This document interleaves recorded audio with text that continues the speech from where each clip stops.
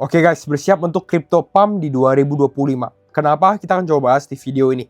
Ya, di belakang saya ini adalah perbandingan siklus-siklus Bitcoin yang akan kita bahas lebih dalam di video ini. Tapi sebelum itu, kalau misalnya kalian belum follow channel ini, feel free untuk follow juga teman-teman atau save videonya juga karena ini penting. Ya, apa di belakang kita coba jelaskan ya teman-teman, bahwa di belakang ini adalah siklus-siklus Bitcoin. Ya, jadi buat teman-teman mungkin yang baru masuk kripto, biasanya tuh Bitcoin mengalami kenaikan dan penurunan itu selama 4 tahun sekali. Kenapa 4 tahun? Karena secara fundamental Bitcoin itu ada yang namanya halving. Ya, halving itu secara nggak langsung itu kisaran 4 tahun, tapi bukan pastinya 4 tahun, bisa 4 tahun setengah, bisa 4 tahun 3 bulan dan lain-lain. Ya. Nah, di sini kita bisa lihat ini perbandingan yang mulai dari tahun 2011 masuk ke tahun 2014, 2015, 2017, 2018, lalu saat ini. Gitu ya, ini secara siklusnya. Jadi secara range pun cukup mirip teman-teman ya. Dan kalau kita lihat saat ini kita berada di siklus yang ini, yang warna hitam gitu. Jadi ini siklus yang sebenarnya technically cukup menarik teman-teman karena dia bagi dua. Ada yang namanya early bull, jadi ini baru permulaan, lalu ada euphoric bull yang mengalami kenaikannya cukup signifikan kayak garis lurus gitu.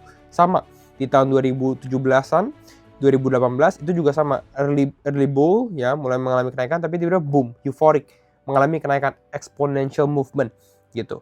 Lalu ada juga yang di tahun yang siklus terakhir kita 2021, 2020 itu juga early bull, tiba-tiba boom mengalami kenaikan cukup signifikan, ini euphoric bull ya. Nah, lalu di periode saat ini tahun 2024, 2025 di mana kita berada juga di early bull dan kita belum mengalami fase euphoric bull ya. Kalau saya pribadi melihat sebenarnya akan ada yang diminishing returns. Kenapa? Karena market cap Bitcoin makin lama makin besar. Artinya apa? Artinya belum tentu atau ya kemungkinan susah sekali untuk dia tiba-tiba naik signifikan sekali seperti yang di siklus kedua awal ini.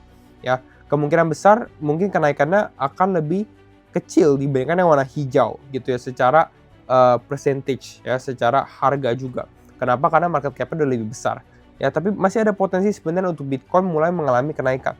Ya, tahun ini pun $150.000 menurut saya bisa terjadi juga untuk Bitcoin. Jadi bisa perhatikan aja teman-teman karena kita belum mengalami yang masanya euphoric bull. Nggak cuma Bitcoin tapi harusnya altcoins juga mengalami hal yang sama ya. Ini aja videonya teman-teman. Jadi jangan lupa untuk like videonya kalau kalian suka video ini dan ya save-nya or share videonya. Thank you all for watching. Thank you all for your support. See you all in the next video. Bye bye.